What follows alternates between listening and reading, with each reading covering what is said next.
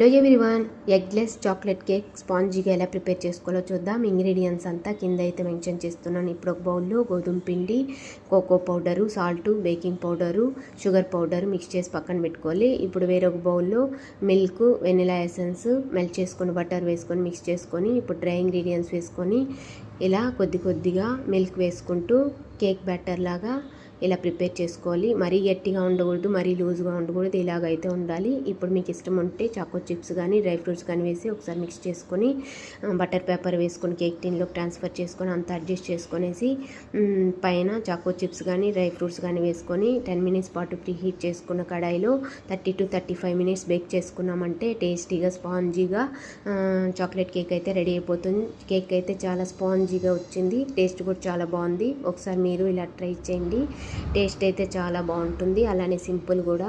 Thank you for watching. Please subscribe my channel. Bye.